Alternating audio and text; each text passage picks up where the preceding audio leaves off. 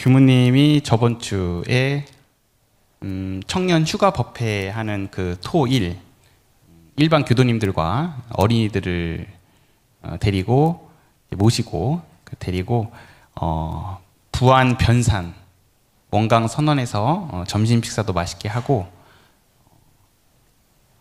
변산에 이제 하섬 해상훈련원이라고 원불교 유일한 섬, 원불교에서 갖고 있는 유일한 섬인데 그 섬에 이제 훈련원으로 조성을 해놓은 하섬에 가서 1박 2일 교도 정기 훈련을 잘 하고 왔습니다. 바닷물이 빠졌을 때는 걸어갈 수도 있어요. 거리상으로. 근데 이제 저희가 도착했을 때는 그 하섬 원장님께서 직접 운전하시는 통통배를 타고 들어갑니다. 그 배에는 최대 한 20명 정도 한 번씩 탈 때마다 다른 교당 저기 청도 교당 경남에 있나요? 청도 교당 교도님들도 오시고 저희 안암교당 교도님들하고 어린이들 함께해서 한 2번 정도 배로 왕복하니까 하섬에 다 입선을 할 수 있었습니다. 그렇게 1박 2일 하섬에서 교도님들 모시고 어린이들과 함께 즐겁고 재미있게 훈련을 잘 하고 왔고요. 그 하섬이 있는 훈련 전 며칠 앞에는 우리 다음 주에 갈 강릉 우인훈련원에 교구 학생훈련을 2박 3일간 또 교무님이 다녀와가지고 학생들하고 또 2박 3일 동안 교구 단위로 훈련하고 왔는데 교무님에게 있어서는 다음 주에 있을 청년 정기 훈련을 준비하는 데 있어서 미리 답사를 한 느낌이어가지고 굉장히 학생 훈련을 하지만 청년 훈련까지 준비할 수 있는 되게 유익하고 보람찬 기간이었던 것 같아요. 그래서 그 청년 프로그램 일정 중에 강의 시간도 하나 마련을 해놨는데 다행히 원장님도 섭외를 하고 원장님께서도 흔쾌히 안암교당 청년들을 위해서 또 강의를 해주신다 그래가지고 그렇게 섭외도 하고 우리 둘째 날 행선 코스 있잖아요. 그것도 원장님께 좀 조언을 받아가지고 굉장히 괜찮은 곳으로 또 행선 코스를 준비를 할 수가 있었습니다. 미리 연말을 하고 준비를 하니까 앞으로 또 훈련 준비할 사항들이 되게 여러 가지 많은데 그래도 하나하나 미리 준비해 두니까 마음으로서는 그 여름 정기 훈련이 기대가 되고 되게 설레이는 마음으로 기다려지는 이번 주인 것 같습니다. 그 변산 교도 정기 훈련 끝나자마자가 일요일이었거든요. 그 일요일부터 어제까지 교무님은 여름 휴가를 보냈어요. 그래서 가족들과 함께 보냈는데 어디를 다녀왔냐면 그 부모님이 사시는 집이 전주입니다. 그래서 전주를 좀 경유지로 해가지고 어디를 다녀왔냐면 아직 봉부를 하진 않았는데 거제도에 있는 거제훈련원에 다녀왔어요. 그래서 이제 거제훈련원에 또 거제도로 또 여행을 가고 싶었던 것도 있었지만 또 거제훈련원에 또 인연들이 있어가지고 또 거제훈련원에서 한 2번 자면서 거제도 전반적인 여행을 하고 왔는데 거제도에 다녀온 소감은 어느 동남아 여행보다도 좋고 그리고 교무님 개인적으로는 제주도 갈 거면 거제도 가겠다 이런 마음이 들 정도로 거제도가 굉장히 아름답고 경치도 좋고 바다도 많이 볼 수 있고 일단 굉장히 청정하고 해수욕장도 많고 모래 해수욕장도 있고 자갈 해수욕장도 있고 컨셉도 달라가지고 굉장히 깨끗하고 맛집도 많고 이쁜 카페랑 숙소도 정말 많다. 그래서 정말 거제도를 이렇게 아름답게 우리나라에서 이렇게 조성을 하고 꾸며놨다는 것 자체만으로도 굉장히 경이롭고 감탄이 되는 2박 3일 여행이었던 것 같아요. 그래서 예상으로는 11월 11일 빼빼로데이죠. 그날 거제 훈련원 봉불식을 예정을 하고 있는데 이제 별 차질이 없으면 봉부를 마치고 나면 교무님이 안암교당에서 근무를 하는 기간 동안에 기회가 된다고 하면, 그리고 우리가 마음이 하나로 뭉쳐진다고 하면 정기 훈련 장소로는 좀 그렇고 청년 MT 장소로 해가지고 거제도에 한번 다녀오는 것도 나쁘지 않겠다. 근데 이제 거리가 너무 멀다 보니까 그래서 교무님이 경유지를 어디로 했다? 전주로 했다. 그래서 거의 완도 청해진다원 가는 거리예요. 440km 되나요? 그래서 운전만 하고 가면, 스트레이트 운전으로만 가면 6시간 정도 걸리는데, 거리가 먼 거만 빼면 진짜 거제도에는 우리 청년들하고 한번 가보고 싶은 마음이 엄청 충만하게 들 정도로 너무 깨끗하고 아름다운 그런 곳이었습니다. 전 교무님의 여름 휴가에 대한 감상도 살짝 이야기를 해드리고, 여러분들은 지금 여름 휴가를 아직 보내신 분도 계시고 보낼 예정인 분도 계시고, 여름 휴가가 아니고 이제 가을이나 이제 겨울로 또 계획을 하고 있는 청년들도 있을 수 있는데, 여행이라고 하는 것이 참 그런 것 같아요. 마냥 논다 이런 개념보다는 그 여행이라는 시간과 휴가라는 그 시간에 굉장히 좀 심신을 다시금 좀 충전하고 다시 좀 가다듬고 좀 안정시키는 그러한 기간으로 본인 스스로가 공부심을 좀 내서 좀 가치 있게 보내면 다시 일상으로 돌아왔을 때 지치지 않고 더 이렇게 뭔가 근무나 생활에 대한 원력과 활력을 얻고 생활을 할 수 있지 않을까라는 생각을 해봅니다. 자, PPT 화면이 없나요? 교무님이 미리 안전해 줬는데 도영교 한번 받아가실래요? 네. 미리 넣었어야 되는데 못 넣어가지고. 이거를 하는 동안 우리는 뭐 해야 되나요? 강연 주제를 뽑아야 됩니다. 네. 교무님 부임하고 바로 며칠 안 지나서 한 달 채 안 됐나요?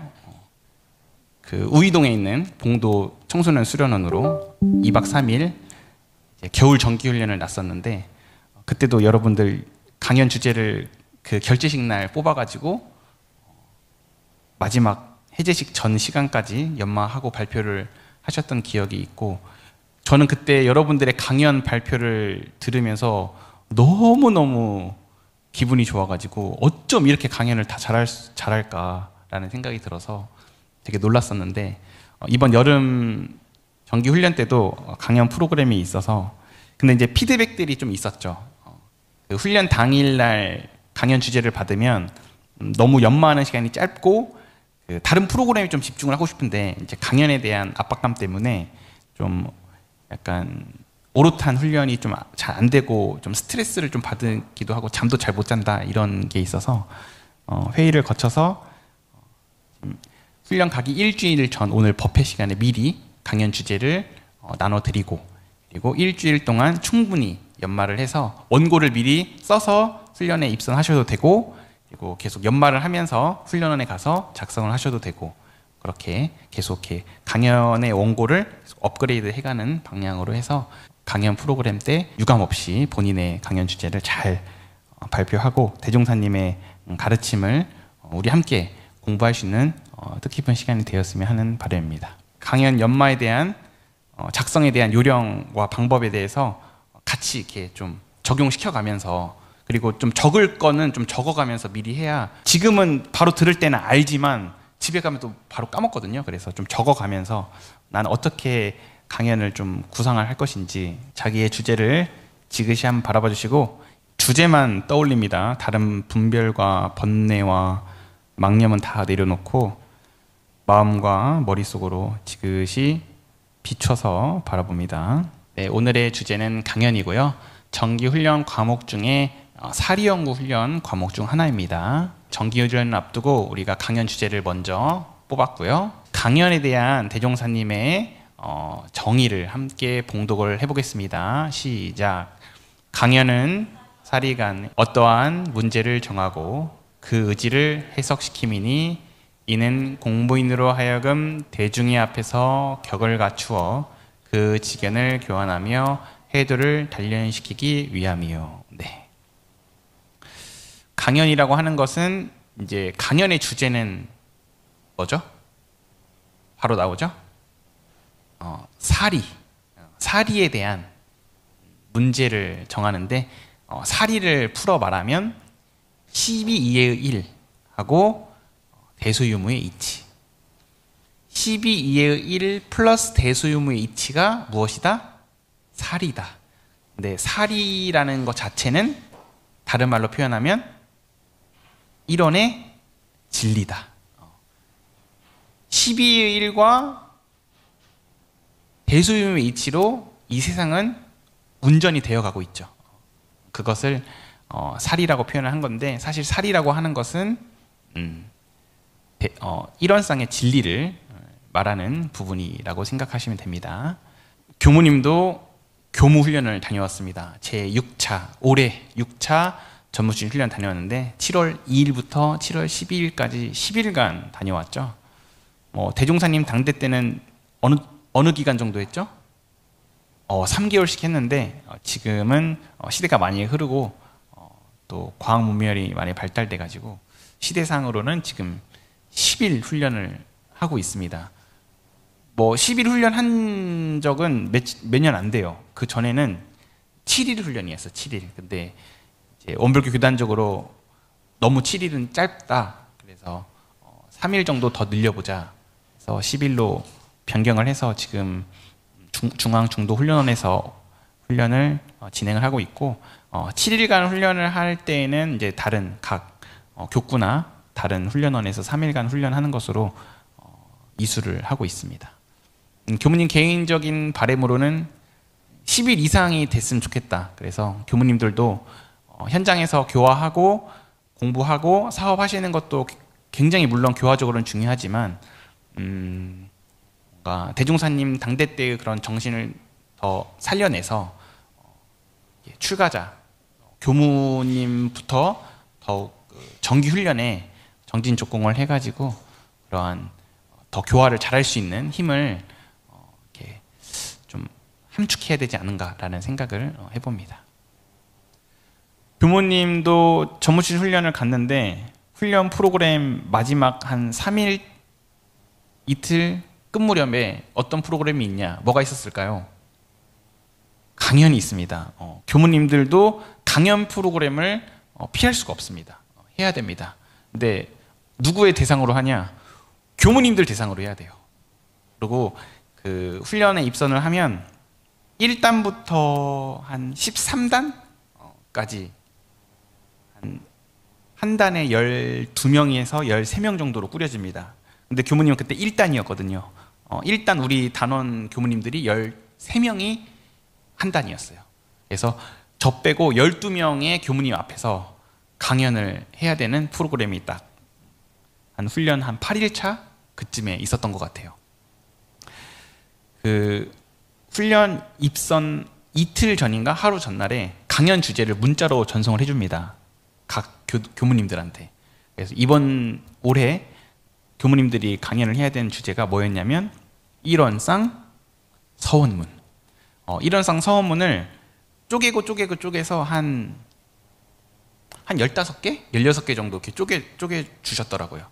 쪼갠 문구 중에 본인이 선택을 해가지고 자유 선택을 해가지고 발표를 하는 시간이 있었어요. 그래서 교무님은 무엇으로 했냐? 지성으로 하여 라는 문구를 가지고 교무님들 앞에서 강연을 5분 30초에서 6분 정도 짧고 굵게 했던 것 같아요. 일원상 서문이라는 법문으로 강연을 한다는 것 자체가 사실 부담이 되고 그리고 그 문구 중에 하나 선택을 해서 교무님들 앞에서 강연을 한다는 것 자체가 거의 좀 표현이 그럴 수도 있는데 약간 홀라당 나를 다 보여주는 시간?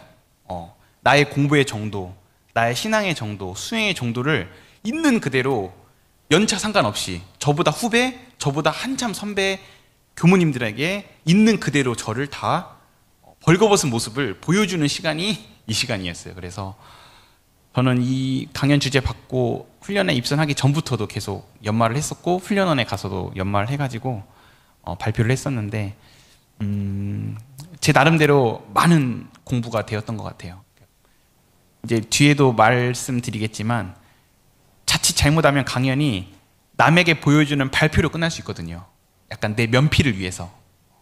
하지만 우리의 강연의 실지 핵심은 내가 공부가 되는 겁니다. 그러니까 지성으로 하여라는 이 문구가 내 삶에 어떻게 발현이 되고 난 어떻게 저렇게 저 문구를 실천하고 있는가에 대한 점검의 시간이에요. 대조하고 점검하고 반조하는 시간인데 그렇게 공부를 하지 않고 강연 발표를 하게 되면 발표를 한 나도 조금 아쉽고 후회가 되고 좀 찝찝하죠. 근데 제대로 저 문구를 내 삶과 대종사님의 본의에 맞게 해석을 해서 대중들에게 발표를 한다는 것 자체가 굉장히 나를 위한 공부더라고요. 그래서 지성으로 하여라는 이 문구가 이번 연도 전무신 훈련에 있어서는 교무님께 굉장히 큰 공부가 되었던 주제여서 여러분들에게 소개를 해보았습니다. 언제 한번 또 기회가 된다고 하면 저 주제로도 청년법회 때 함께 공부하는 시간을 마련해 볼까 합니다.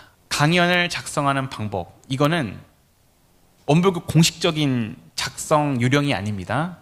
교무님이 이때까지 해왔던 방식이에요. 그래서 이거는 여러분들이 가감해서 받아들이시면 돼요. 그리고 뭐 이것에 대해서 뭐 다른 교무님들이나 다른 분들께서 뭐 장단을 얘기할 수 있지만 교무님은 여러분들에게 이제 도움을 주고자 하는 내용이기 때문에 이제 본인들의 상황에 맞게 스타일에 맞게끔 잘 받아서 적용해서 활용해서 쓰시면 되겠다라는 말씀을 먼저 드리도록 하고 시작하겠습니다.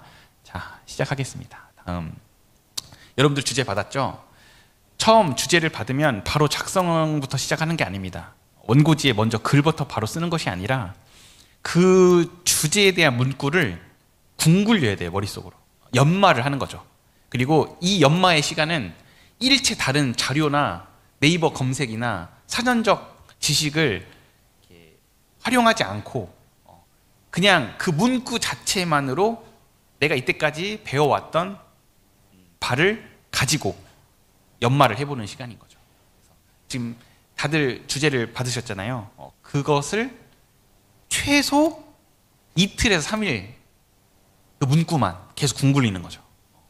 나는 이 강연 주제를 어떻게 풀어낼 것인가, 어떻게 대중들 앞에서 이해를 시키면서 설득력 있게 말할 것인가, 전달할 것인가, 소개할 것인가를 최소 이틀과 3일 정도는 연마하고 궁굴려야 된다. 그래서 오늘 가시면 좀 성격이 급하신 분들은 바로 막 정전 펴고 대종경 펴서 바로 볼 수도 있긴 있는데 처음부터 그러지 말고 한 이틀 3일간은 아직 시간이 있잖아요. 우리가 훈련 가기 전까지 일주일 정도 시간이 있기 때문에 그 주제의 문구만 가지고 한번 계속하면 머리가 뜨거우니까 밥 먹고 한번 뭐 샤워하고 한번 자기 전에 한번 근무하다가 좀 커피 마실 때 한번 이렇게 한 번씩 계속 의두연마하는 것처럼 너무 길게도 하지 말고 한 길어야 한 5분 10분 짧게는 한 1분 2분 정도 계속 궁굴리는 거죠. 여러 번.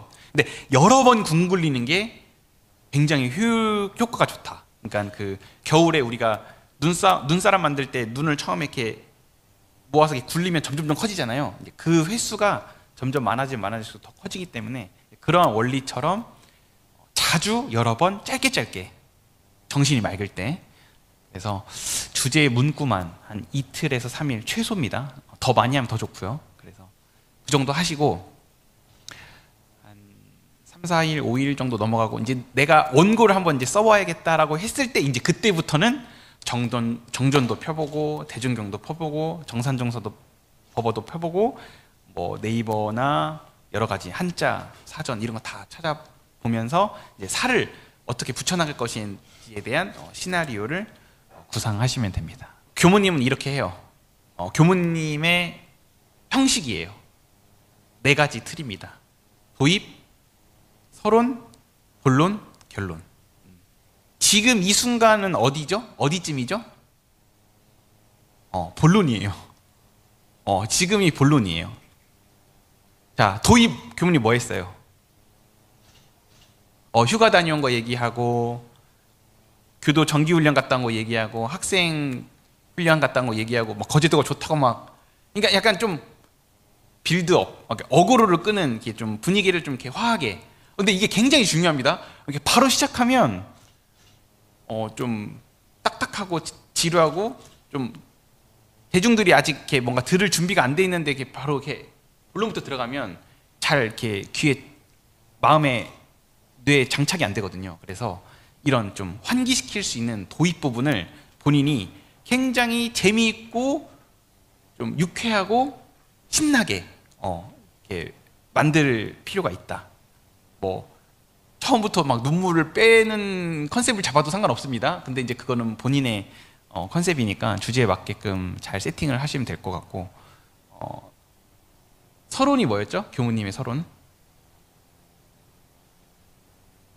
교무님 정무주신 갔다 온 거. 교무님도 강연을 했었다라고 하는 이제 뭔가 그 강연 본론에 앞서서의 이제 약간 전초 작업을 했던 겁니다.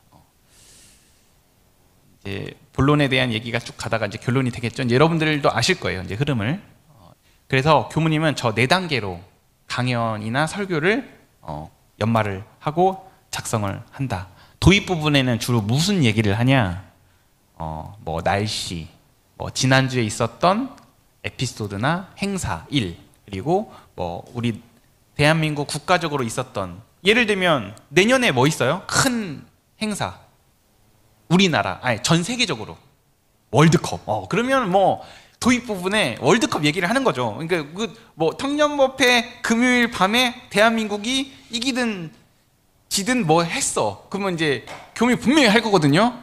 아, 교민 도입 부분 지금 월드컵을 하는구나. 이렇게 이제 뭐 국가적 행사나 뭐 예를 들면 뭐 예전에 뭐 잼버리도 있었고 뭐 여러 가지 있었잖아요. 이제 그런 상황들. 앞으로는 뭐 교당 리모델링 관련된 이야기를 앞서 하고 이제 설교를 나갈 수도 있고 뭐 여러 가지 상황이 있죠. 이제 그런 것들을 도입 부분에 살짝 길지 않게, 그리고 그거 플러스 이어서 강연 주제 및 제목에 대한 설명. 나는 이제 이러한 강연 주제를 정했고 이 강연 주제에 맞는 제목은 이렇게 정했다. 교문이 항상 레퍼토리 그렇잖아요. 주제 얘기하고 주제에 대한 제목 얘기하고 뭐 노래도 부르기도 하고 별 생쇼를 다 하죠. 아무튼 뭐 이렇게 좀 이목을 끌 수 있는, 집중력을 할 수 있게끔 도입 부분에 그렇게 딱 환기적으로 분위기 전환할 수 있는 장치들을 넣어놓으면 본인도 강연 발표할 때 굉장히 본인한테 뭐가 좋냐면 본인의 그 긴장감을 딱 이완시킬 수 있는 그런 시간이 돼요. 그리고 이제 이런 것들은 난 내 성향성으로 잘 못해. 그러면 바로 법문 봉독으로 시작합니다. 되게 진지하고 담담하고 좀 깔끔하게 시작하시는 분들은 이런 미사여구 필요 없이 바로 법문 딱 봉독하고 바로 시작하시는 분도 계세요. 근데 그것도 나름 임팩트가 있고 되게 멋있고 매력적인 부분입니다. 그래서 이거는 선택적으로 하시면 됩니다. 서론에는 무엇을 얘기하냐? 강연을 통하여 전하고자 하는 핵심 본의, 주제에 대한 그런 암시를 살짝 하는 거죠. 그러니까 이 주제는 이것이, 이 내용이 핵심이다. 예를 들면 교무님이 대종경이나 정산종사 법어 봉독을 다 하고 나서 주제에 대한 이야기를 할 때 뭐 예를 들면 뭐 구정선사가 구정이라는 법호를 받은 이 전체적인 법문에 대한 내용을 간추려서 한마디로 표현하면 뭘까요? 라고 했을 때 뭐 신성이 나올 수도 있고 뭐 이런 거 있잖아요. 이런 것들을 한번 툭 던져놓고 시작을 하는 거죠. 그래서 뭔가 주제에 대한 흐트러짐이나 주제에 대한 뭔가 이렇게 포인트가 좀 잃어버릴 수 있는 것을 미연에 방지하고자 내가 이 강연 주제에 대한 핵심 본이나 단어들을 먼저 한번 던져놓고 시작을 하는 것도 하나의 방법일 수 있겠다라는 말씀을 전해주고요. 주제에 대한 언급인데 이제 그 받은 강연 주제의 단어적인 해석, 그다음에 언어적 풀이 이런 것들은 이해를 돕기 위해서 제시를 해주시면 좋습니다. 그리고 혹시라도 법문에 인물이 등장이 된다면 인물에 대한 사전적인 배경이나 지식이나 관련성이 있는 인물의 그런 구조적인 내용을 설명을 해주면 좀 강연을 듣는 입장에서는 이해가 되는데 많은 도움이 됩니다. 본론에서의 가장 핵심은 교무님은 예화라고 생각해요. 예화. 근데 그 예화가 어떠한 예화냐면 자기 자신이 과거나 근래에 실생활에서 경험을 했거나 어떠한 경계를 통해서 겪었던 공부담이 있으면 그 내용과 주제와 굉장히 밀접한 관계성이 있다고 하면 그것을 예화로 채택을 해서 대중들에게 설명을 해주면 대중들은 사실 그 주제를 다 까먹어도 그 예화를 통해서 주제에 대한 핵심을 얻어갈 수 있거든요. 그래서 예화가 정말 좋았어. 근데 예화를 생각해보면 대종사님 정신이 생각이 나고 대종사님의 본의가 알아지는 그러한 예화면 최고의 예화라고 할 수 있겠죠. 그래서 사실 예화라고 하는 게 자기 자신이 과거라고 했는데 이 과거는 너무 예전 과거 말고 본인이 예를 들면 좀 임팩트 있게 초등학교나 중학교나 대학 시절이나 대학원 때 굉장히 좀 짧지만 빠르게 전달할 수 있는 예화. 과거 예화는 과거 예화를 너무 길게 질질 끌면 사실은 집중이 잘 안 되기 때문에 과거에 있었던 거는 좀 짧게 전달을 하고 최근에 있었던 경계나 예화 같은 경우는 좀 구체적으로 공감이 잘 될 수 있게끔 시대적 상황에 맞게 잘 풀어 설명을 하면 이건 좀 길게 해도 더 오히려 효과가 잘 반영이 되는 그런 예화라고 보여지고요. 그리고 중간중간에 본인 이야기만 한 것보다는 그 주제에 맞는 대종사님의 정산종사님의 되산종사님의 법문을 중간중간에 세팅을 해서 나의 예화와 나의 주장이 내 생각을 전달하는 것이 아니라 스승님의 말씀을 대신 전달한다는 방식으로 법문 인거를 하는 것이 굉장히 중요합니다. 그래서 강연에 법문에 대한 인용이나 근거를 넣지 않는다라고 하면 조금 설득력이나 신뢰성이 떨어질 수가 있어요. 그래서 적어도 한 법문 정도는 너무 법문을 나열해서 여러 가지 하면은 주제가 날아갈 수 있기 때문에 한 법문 정도는 임팩트 있게 내 예화 아니면 그 주제에 관련된 법문을 하나 정도는 삽입을 시키는 것이 굉장히 효과적이다. 그리고 강연 주제의 이해를 돕기 위한 보편타당한, 그러니까 시비에 대한 분쟁이 없는 정도의 자연 현상 또는 사회적인 이슈를 살짝 가미하는 것도 좋고요. 그리고 교무님이 많이 쓰는 방법이긴 한데 사자성어나 속담, 명언, 어떤 학자의 이론이나 불교의 재미있는 우화나 예화 같은 것들도 적절하게 사용을 하시면, 근데 이거를 너무 길게 하면 지루하고요. 적절하게 사용을 하면 굉장히 그 강연의 구성이 되게 다채로워지면서 지루하지 않게 된다라는 말씀을 드리고, 마지막으로는 일반적인 과학 이론 혹은 과학적 실험이나 소품, 교무님이 앞으로도 여러분들하고 이제 청년법회 할 때 또 많은 소품들이 등장이 될 거예요. 많은 소품들이 등장이 될 거고 과학적인 실험을 많이 사용을 할 텐데 그런 주제에 맞는 합당한 그런 게 있다고 하면 스펙타클한 또 청년법회가 될 거라는 기대를 해봅니다. 본론의 구성은 이 정도로 하면 굉장히 내용이 풍성해지면서도 전달력이 좋아진다. 강연을 발표하는 본인도 굉장히 좀 재밌게 할 수 있는 구성 요소들을 잘 배치를 하면, 대신 너무 길지 않게 딱 핵심만 해서 적용을 시키면 좋을 것 같습니다. 결론은 어떻게 구성을 하냐면, 이제 열심히 이야기는 했는데 결국에는 주제에 갈마져 있는 대종사님의 정신과 본의를 본인 스스로 재해석을 해보는 겁니다. 남이 했던 해석을 다시 말하는 것도 괜찮을 수 있지만 본인이 본인 삶 속에서 본인의 일상생활에서 이 법문에 대한 공부를 본인이 한 거에 대한 재해석, 나는 이렇게 이 법문을, 이 주제를 이렇게 한번 해석해 보았다라고 하는 열린 의견을 제시해보는, 그게 이제 의견을 교환하는 거거든요. 강연을 통해서 본인의 재해석된 교리의 내용을 함께 공유하는, 이것이 맞다, 이렇게 해야 된다, 이렇게 뭐 주입하거나 주장하거나 이렇게 좀 강요하는 것이 아니라 나는 이 법문과 이 주제를 이러한 방법으로, 이러한 각도에서, 이러한 관점에서 재해석해 보았다라고 이제 좀 공부거리를 던지는 이러한 걸로 마무리를 해도 좋고요. 교무님도 이 부분은 항상 하려고 노력을 하는데, 어떠한 주제든 어떠한 법문이든 간에 법당에 모셔져 있는 일원상의 진리의 속성에 귀결시키려고 하는, 합의시키려고 하는, 결국에 일원상의 진리를 드러내는, 우리가 일원상의 진리를 깨쳐서 잘 사용하고자 하는 그 본의를 대중들에게 전해줘야 그 강연 주제에 대한 매듭이, 열매가 확실히 꽃피울 수 있는 게 아닌가라는 생각을 해봅니다. 그리고 그 강연 주제와 법문을 통해서 뭐 스스로에 대한 참회 반성이나 앞으로 내가 어떻게 살아가겠다라고 하는 뭐 다짐, 본인의 의지, 발심, 이런 것들에 대한 포부를 대중들에게 약속을 하는, 본인이 지킬 수 있는 선에서는 이렇게 말씀을 해주시면 굉장히 이렇게 좀 진정성이 좀 전해지면서 대중들에게 많은 이해가 될 수 있는, 공감을 살 수 있는 부분이 아닌가라는 생각이 들고, 도입, 서론, 본론, 결론까지 다 이야기를 해도 마지막에 그거를 싸잡아서 정리를 해주지 않으면 나 뭐 들었지를 할 수 있거든요. 그래서 매번 그런 건 아니지만 한 번 더 그 주제에 대한 핵심을 거듭 강조하고 마무리를 하는 것도 결론의 파트에서는 효과적인 내용. 그러니까 교당 법회가 끝나고 집에 갈 때 그래도 머릿속에 좀 남아있을 수 있는 확률이 높죠.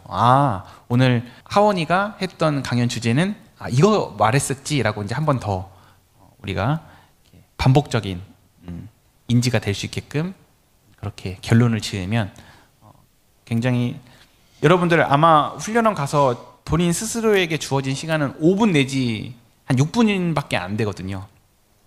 그것을 지금 도입부부터 결론 부분까지 다 녹아내려면 사실 시간이 짧아요. 근데 그 짧은 시간 내에 굉장히 구색에 맞게끔 구성을 하는 것 자체가 굉장히 재밌는 일이거든요. 딱딱딱. 그래서 한번 그것도 훈련이고 연습이고 공부기 때문에 한번 잘 해보시면, 강연 한번 이렇게 잘 한번 원고를 작성해 보면 굉장히 자신감도 생기고 강연에 대한 재미가 생깁니다. 그래서 이제 강연이 두렵지 않아. 오히려 강연 주제를 받는 게 설레고, 강연 주제를 연마하고 궁굴리는 것이 본인에게 큰 공부가 되고 도움이 되는, 오히려 내 의식과 정신이 약간 개조되는 느낌? 개벽되는 느낌이 들 정도로 강연의 위력이 엄청납니다. 그래서 강연에 대한 재미를 이번 정기훈련 때 새롭게 맛보는 그러한 시간이 되었으면 합니다. 교무님의 결론 파트입니다. 자, 강연을 쓰고 설교를 교무님은 이제 연말을 하는데 어떠한 심경으로 하냐? 내가 영화나 드라마, 시나리오 작가가 된 느낌, 내 마음가짐으로 그 강연 내용을 구성을 해보자. 그러니까 내가 어떠한 드라마나 영화 감독이야. 근데 이거를 대박 내고 싶어. 그러한 마음가짐으로 강연 주제를 어떻게 하면 재미있고 이해가 잘 되고 설득력 있으면서도 깊이 있게 나의 작품의 내용을 전할 것인가? 라는 그 상상의 나래를 재미있게 한번 펼쳐봤으면 좋겠다는 생각이 들고, 교무님도 항상 저런 마음가짐으로 임해요. 법회에. 이번 주 설교를 저렇게 한번 해봐야지 라고 하는 마음으로, 그래서 1000만 관객을 이룰 수 있는 그런 작품을 만든다는 심경으로 강연 원고를 쓰는 것을 임하게 되면 마음가짐이 달라집니다. 그래서 그렇게 하고, 뭐 요즘 유튜브에 쇼츠 막 엄청 조회수 많게 떡상하는 영상들 많잖아요.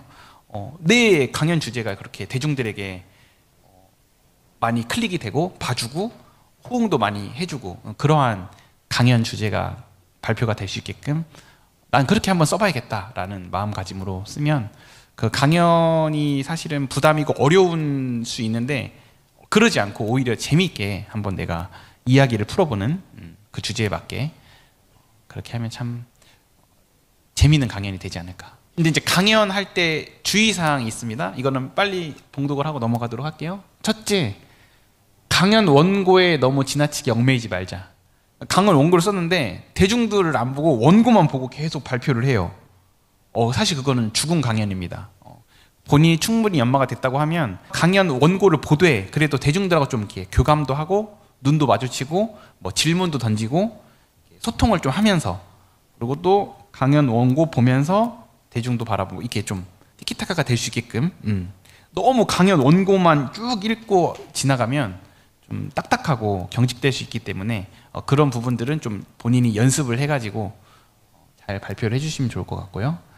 주어진 시간을 초과하지 않는다. 그러니까 너무 길어지지 않게 하는 것이 중요하고, 진부한 예화는 삼간다. 그리고 그 강연 주제하고 전혀 관련이 없는 예화를 하는 것 자체는 진짜 이거는 빵점도 아니고 마이너스예요.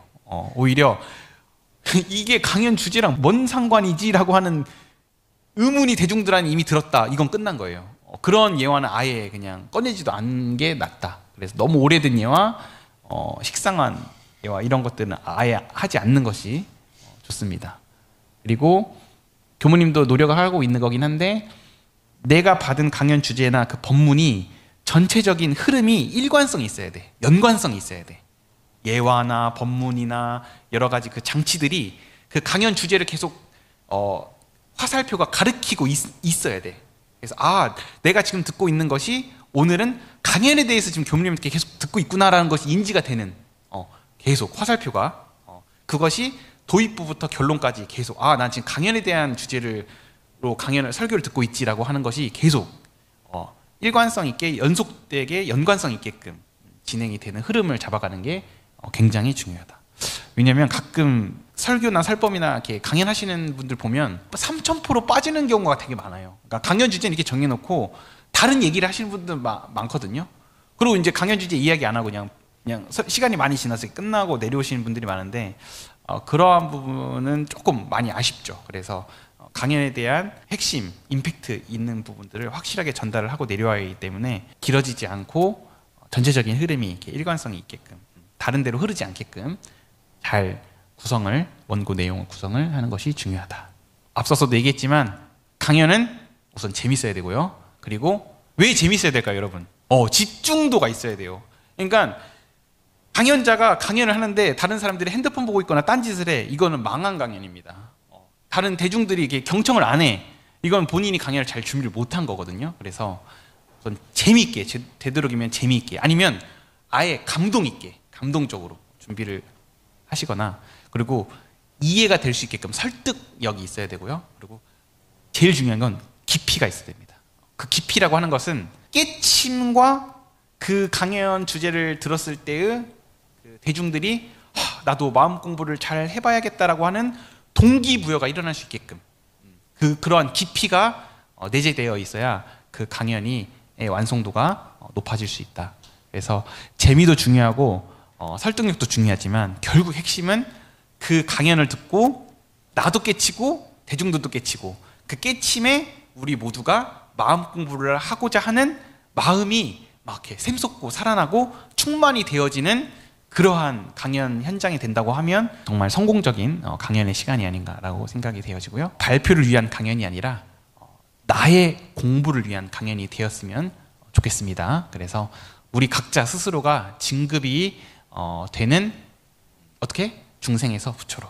이미 우리는 부처의 불성을 다 갖고 있는데 우리의 삶이 아직은 좀 중생의 삶을 살 때가 어리석은 삶을 살 때가 많잖아요. 보다 더 강연을 통해서 본인이 좀 부처의 삶으로 육군을 잘 사용하는 그런 참된 공부인으로 거듭 진급해 나가는 그러한 강연 시간이 되었으면 하는 교무님의 바람이 있습니다.